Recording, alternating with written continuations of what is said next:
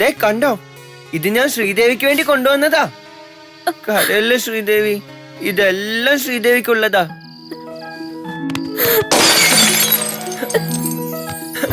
അയ്യോ,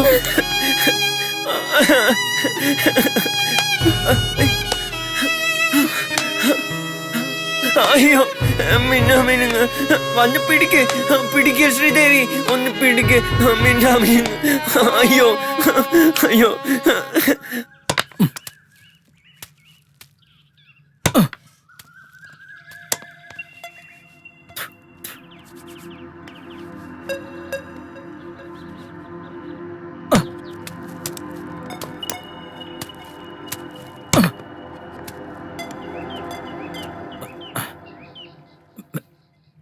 എന്താ കുഞ്ഞെ?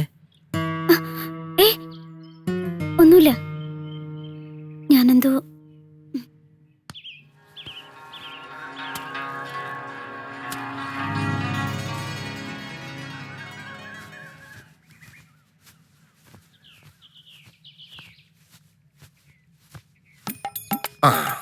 നാം ഇന്നലെ സൂചിപ്പിച്ച കാര്യത്തിനോട് എന്താ ശ്രീദേവിയുടെ അഭിപ്രായം? എന്ത് കാര്യം? അപ്പൊ ശ്രീദേവിക്ക് ഇന്നലെ ഒന്നും മനസ്സിലായില്ല? എനിക്കറിയാം ഉണ്ണിയെ കൊണ്ട് ഒന്നും സാധിക്കില്ല എന്ന്. ശ്രീദേവി, ഈ കാണുന്ന പോലെ ഒന്നും ആയിരുന്നില്ല ഉണ്ണി. ഇതൊക്കെ അവന് കിട്ടിയ ശിക്ഷയാ. എല്ലാരും ചേർന്ന് ശ്രീദേവിയെ ചതിച്ചതാ. ഉണ്ണിയുടെ പഴയ കഥകളെ കുറിച്ചൊന്നും ശ്രീദേവിക്ക് അറിയില്ലല്ലോ. ശ്രീദേവി അതറിയണം. അറിഞ്ഞാൽ കുട്ടി അവനെ വെറുക്കും. ജന്മനാ ബുദ്ധിവൈകല്യം സംഭവിച്ച ഒരാളല്ല ഉണ്ണി.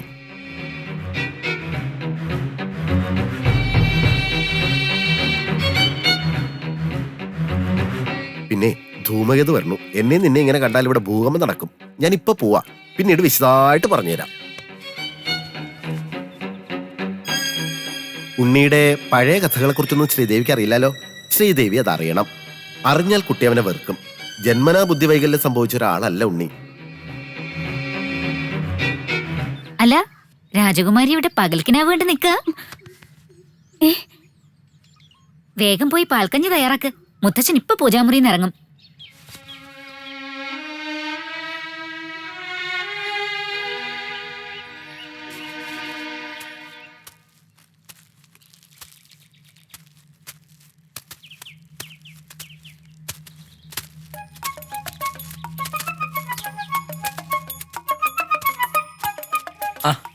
തിരുമേനി എങ്ങോട്ടാണാവോ? രാമനായർ കടയിലേക്ക് പോവാ.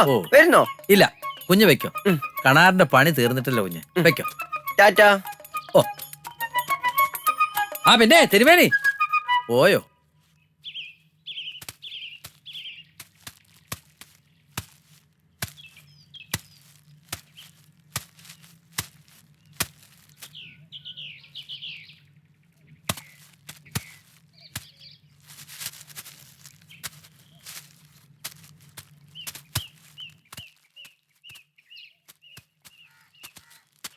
കണാര,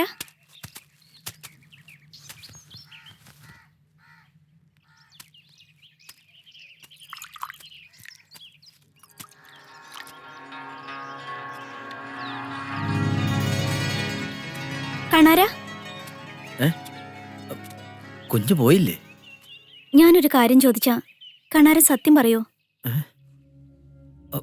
ഉണ്ണിയേട്ടൻ എന്താ സംഭവിച്ചത്? ജന്മനാ ബുദ്ധിവൈകല്യം സംഭവിച്ച ഒരാളല്ല ഉണ്ണിയേട്ടനെന്ന് ഏട്ടൻ നമ്പൂതിരി എന്നോട് പറഞ്ഞു. പക്ഷെ യാഥാർത്ഥ്യം എന്താണെന്ന് പറയുന്നതിന് മുമ്പ് സുധർമ്മേട്ടത്തി വന്നു. ഇനി എനിക്കത് ചോദിക്കാനാവില്ല. വസുദേവേട്ടനോട് മാത്രമല്ല, തറവാട്ടിലുള്ള ആരോടും.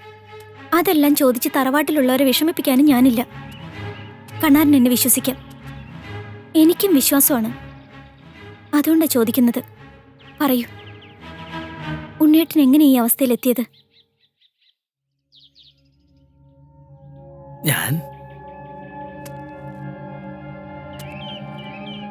എല്ലാം ഞാൻ മനസ്സിൽ സൂക്ഷിച്ചോളാം. സത്യം ഞാൻ അറിഞ്ഞെന്ന് കരുതി ഒരബദ്ധം കണാരനുണ്ടാവില്ല. ഒരു ഭാര്യയുടെ അവകാശമല്ലേ അവളുടെ ഭർത്താവിനെ കുറിച്ച് അറിയേണ്ടത്.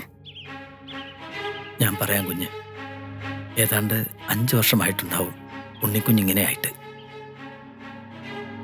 അതിനു മുമ്പ് ഉണ്ണി നമ്പൂതിരി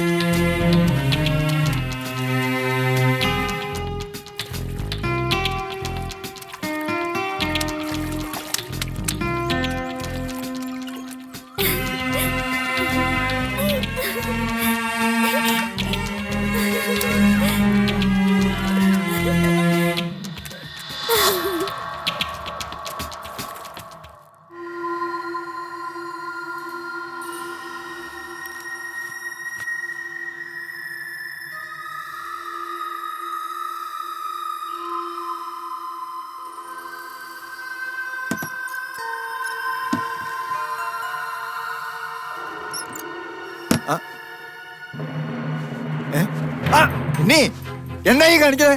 എന്താ എന്റെ കയ്യില്? പൈസയാ? ആ കാശൊക്കെ തരാ. ഇല്ല, ഞാൻ തരില്ല. ഈ കാശ് എനിക്ക് വേണം. എനിക്ക് പണത്തിന് ഒരുപാട് ആവശ്യമുള്ളതാ. എന്തിനാ നിനക്കിപ്പോ കാശ്? കള്ളു കുടിക്കാനല്ലേ? ഇതേ ഞാൻ അധ്വാനിച്ചുണ്ടാക്കിയതാ. ഇതുകൊണ്ട് വേണ്ട എന്റെ കൂട്ടാട്ടം. എന്താ ഇവിടെ എന്താ അച്ഛാ? ഭഗീരഥി, നിരീക്ഷിച്ച പോലൊന്നല്ല, ഇയാളിപ്പോ മോഷണം തുടങ്ങിയിരിക്കണു. എന്റെ അറേ കയറി കാശ് കട്ടെടുത്തു. അങ്ങോട്ട് മാറി നിൽക്കാം. മോനെ ഉണ്ണി, മാറണോ? നീ ഒരൊറ്റ ആള് കാരണ ഇവൻ ഇങ്ങനെയൊക്കെ ആയത്. കൊഞ്ചിച്ച് നാടിനും വീടിനും കൊള്ളരുതാക്കി.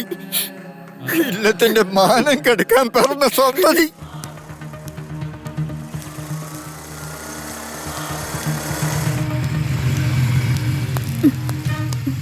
ഉണ്ണി കയ്യിന്ന് വിട്.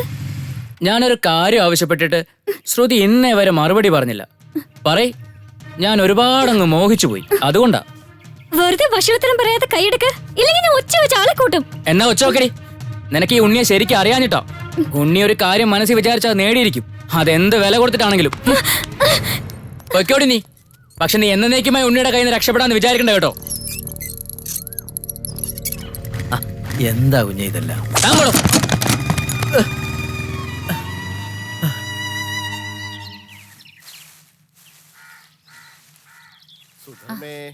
ഉത്സവം കൊടിയേറാൻ നാളെ കുറിച്ചു ഏട്ടാ. കുംഭം 15 കൊടിയേറും. കുംഭം 15 എന്നൊക്കെ പറയുമ്പോ ഇനിയിപ്പോ 4-5 ദിവസമല്ലേ ഉള്ളൂ വാസേവ. അടുത്ത ബുധനാഴ്ച.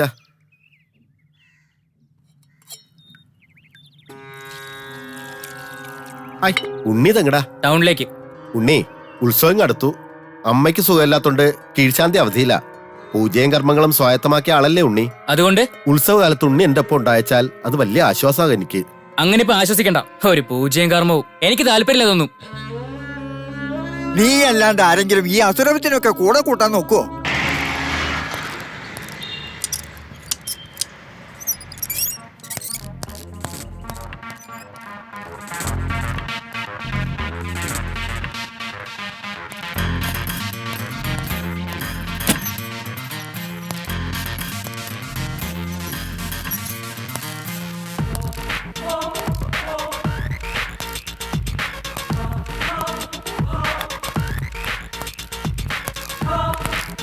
ശ്രുതി, ഉണ്ണി എന്തിനാ ഇവിടെ വന്നേ?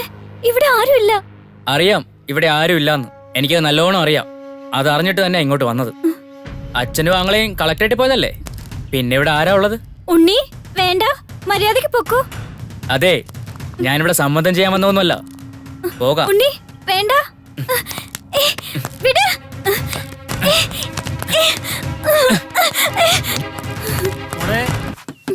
വാതിൽ തുറക്ക. ശ്രുതിയെ, വാതിൽ തുറക്ക.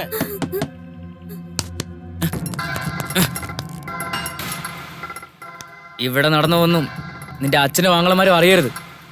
അറിഞ്ഞാ കൊന്നുകളയും നിന്നെ ഞാൻ. മോളെ, മോളെ, വാതിൽ തുറക്ക. മോളെ, മുഖമെന്താ വല്ലാണ്ടിരിക്കുന്നത്? അത് ഞാൻ ഉറങ്ങുമായിരുന്നു അച്ഛാ. അല്ല, കളക്ടറേറ്റിൽ പോയില്ലേ? അടിയന്തരമായി മുഖ്യമന്ത്രിയുടെ കോൺഫറൻസ്. കളക്ടർ അങ്ങോട്ട് പോയി. കളക്ടറില്ലാതെ ഞങ്ങൾ എന്തിനാ അവിടെ ഇരിക്കുന്നത്? ഞങ്ങൾ ഇങ്ങോട്ട് പോന്നു.